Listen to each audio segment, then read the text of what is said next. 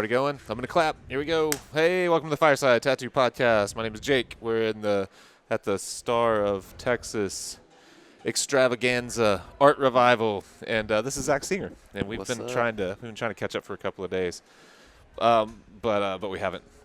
So I want to start with one thing. This event has started to take a little bit of a theme, because we've talked to a couple of older tattooers and a couple of of tattooers that have really hit the scene hard, like say Aaron Springs or someone like that has just kind of taken off. And I don't know if you know much about our show, but we have one of the most common questions that we get is people trying to identify with a style, find something where people are flipping through Instagram and oh yeah, that's so and so's work. I know that.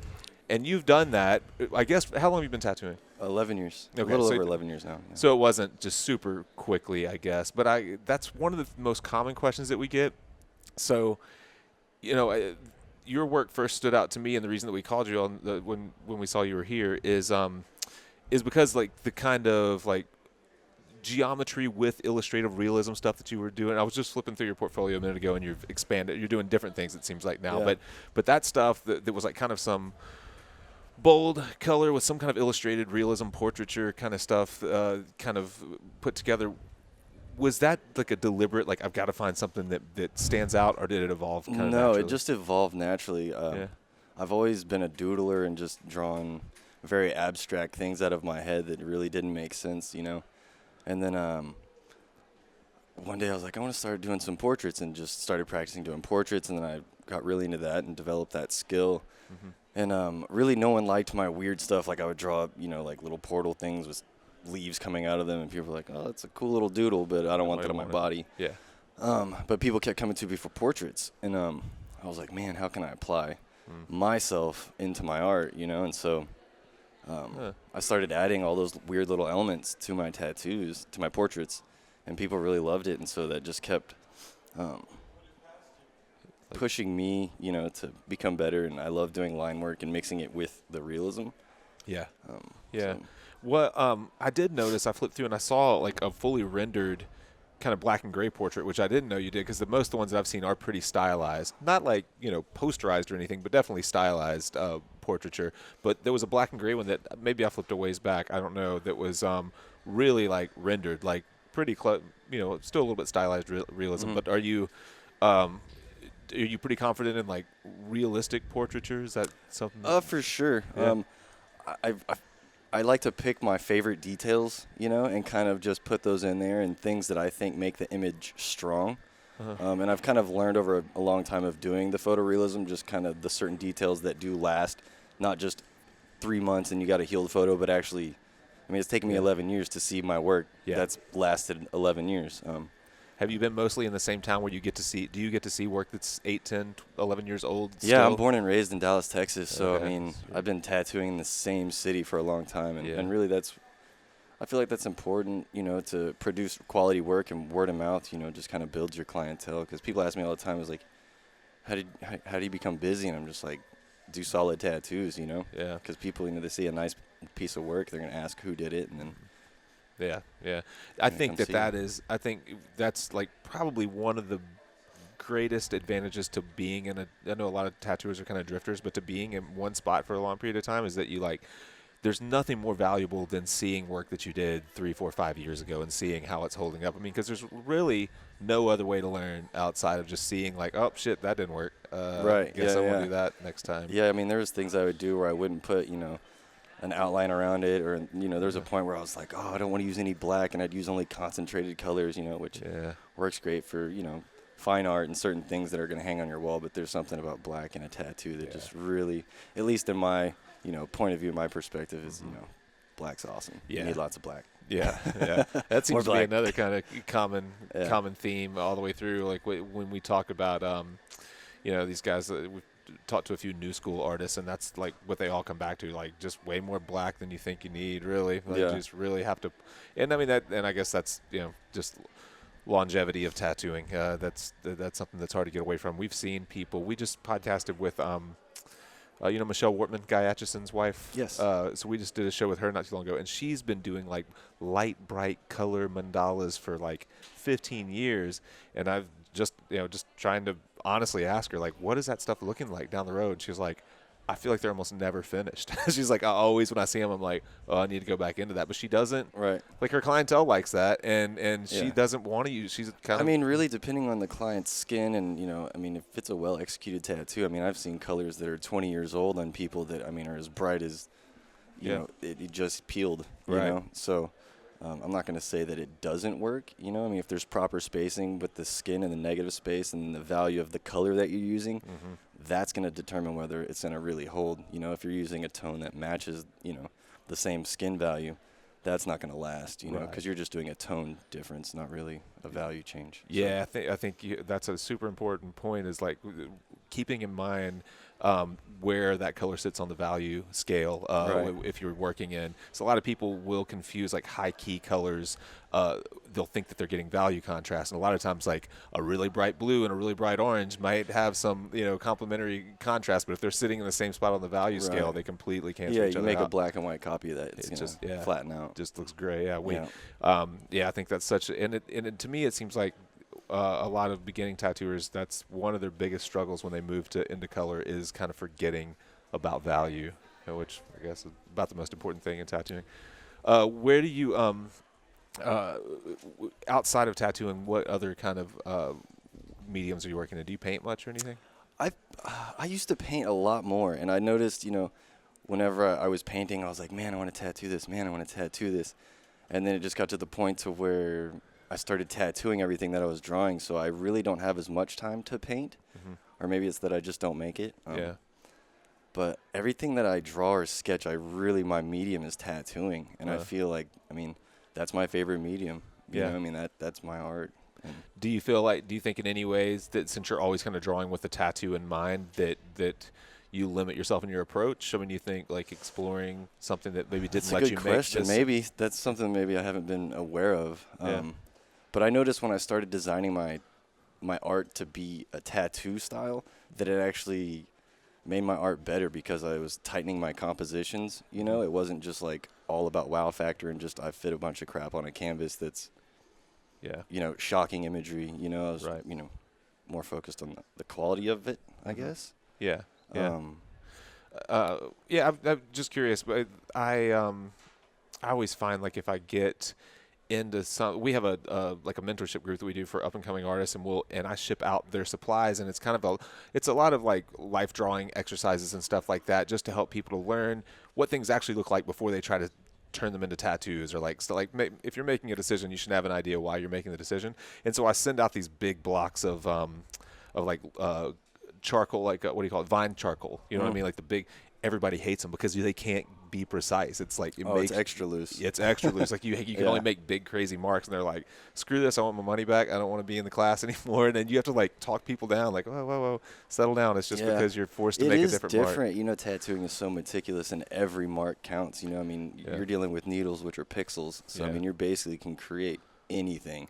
And then when you have a big piece of charcoal, it's just like, it's kind of cumbersome. It's very loose, yeah. I enjoy charcoal. I haven't messed with it too much, but the times that I have, I've had a lot of fun. Do you are you drawing mostly digitally, or are you still drawing? I've been drawing on my iPad for the last 4 months. It took a little bit of getting used to. But I mean, before I was just using like regular paper and a red pencil. And that's pretty much been my go-to. Do you feel like you're like transitioning to all digital, or are you still back kind of back? I mean, literally everything I've done recently has been all digital. Yes. But it's crazy. It's super helpful. I don't waste as much paper. So I'm not killing as many trees, which is nice. And there's something about being like it's so forgiving, and being able to like rough something out and then like drop the opacity maybe of that layer and then draw on top of it and make changes. That really is. Well, that's the thing too, is making the changes with your client. It's not as like traumatic when they're like, hey, I don't know about this one leaf right here, and you're like, I just micron this entire image. Moving this leaf is not easy. Now it's just like erase, move it, you can resize it, you can be like, hey, I drew all these different leaves, we can totally change it up. So there's I remember drawing mandalas before the mandala app. What the fuck? Can you cuss? Sorry if you can cuss.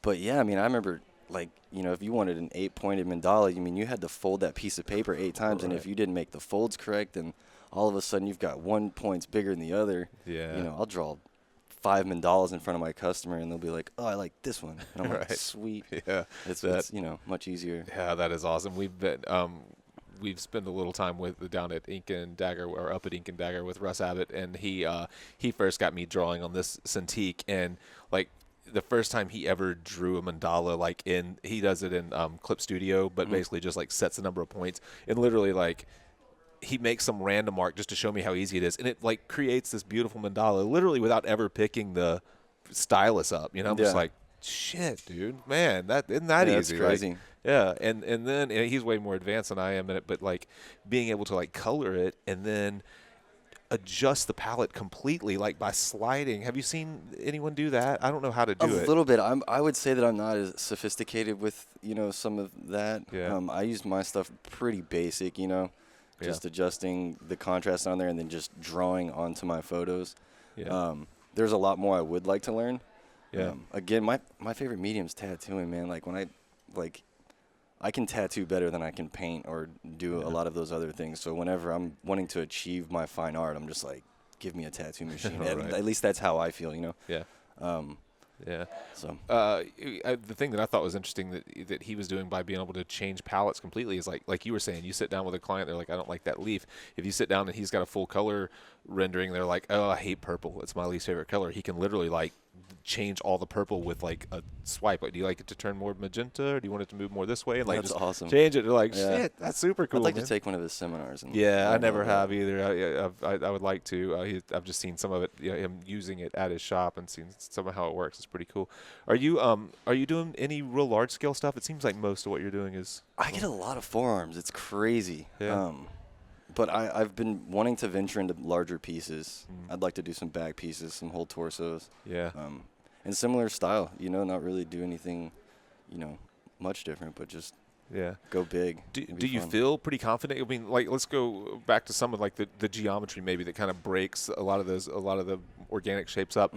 Do you feel confident in laying something out back size and big shapes like that? Or do you feel like I love lines. Yeah. Man, I love doing lines, tattoo lines. Yeah. right. I got you, man. Let's not get. But it's just fun. That's one of my favorite parts of the tattoo, you know. Yeah. And running lines directly through a face, you know, and trying to keep in your stencil and. Right. Yeah, I mean, I think, and you seem to your. I love that you can zoom in on Instagram now, so like I'm able to actually look and see what someone's actually doing, and it seems like, and see the quality of the tattoo. Right. And again, I mean, I think quality is super important. It's not always about just like how much you can put in there, you know? Yeah, absolutely. I mean, some of the most impressive tattoos are super simplistic, and it's just a real subtle blend, or a real like a really slow kind of change in line weight or something like that. That just like, shit, dude, that took a lot of thought, and it's executed perfectly, and that's kind of stuff that stands out to me for sure. So you think, how many big like backs have you completed? Any like say full torsos, full backs, anything like that? I've completed a pretty large rib piece, but no full back pieces. I've got one in the mix that I'm about to start, and I've got like 8 or 9 appointments with the clients, so we should be able to rock this thing out. It's pretty sweet. Do you like to book that way? Like if you're going to start a big piece, do you want to like go ahead and like definitely? lay it all I feel out? like just with the quality that I want to produce, I just need to be very just smooth with the process. You know, most of my pieces, I have a draw day where my client comes in, and we look through references and we figure out what type of emotion, different types of things that they want to incorporate, and I basically draw that entire day, and then they come in the next day and we start and just get it. Huh. So So on the front end, you'll try to say like, all right, this is probably, I'm going to say we're leaking at least 6 sittings. Why don't we go ahead and lay all these out, because you want to kind of continually work on it, huh? Right. I mean, for the back piece, most of my tattoos are 1 to 2 sittings. Most of the stuff that people see. Yeah. But for the back, you're going to try to do it that way. And I really don't know how long the back would take. Most tattoo artists are like, oh, I got an hour. That means 2.5. So I mean, for me to even guess how long a back piece would actually take, I don't know. I just told him that many sessions, and if we complete it sooner, you just add that to the. Yeah.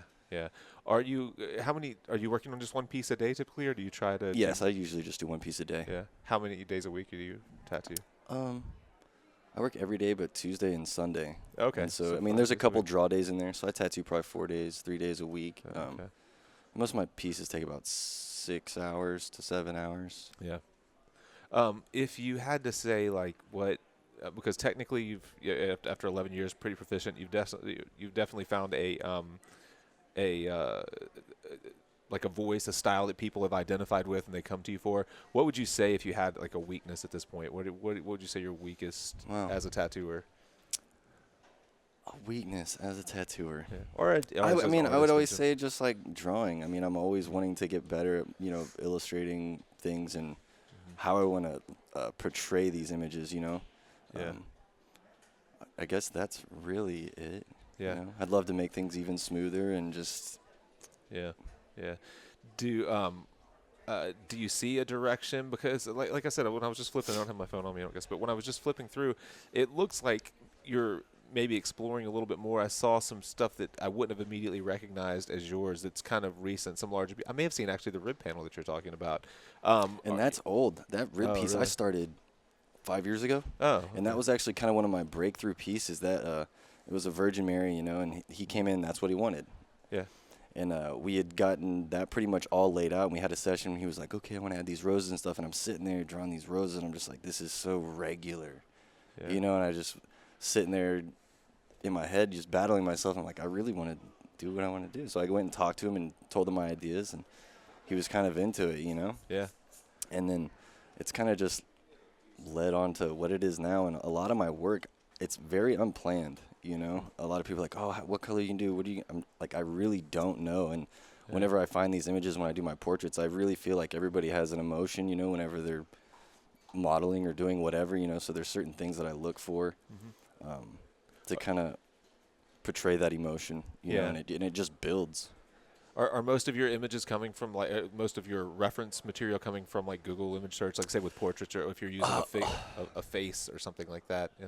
Or are they all over? Really? Yeah. I mean, I find inspiration everywhere, from sculptures to anywhere, anything. Do you keep a bank? I know some people that are way more organized than me will have like a Dropbox folder with every rose that they've come across that they love lately, and they're like, I'm gonna go through my bank of roses and see what I want to use for this one. Do you do anything like that? I mean, sometimes I find super cool reference when I'm not even looking for it. It just kind of pops up. So I have like a little folder, a hard drive that I've got of just cool stuff.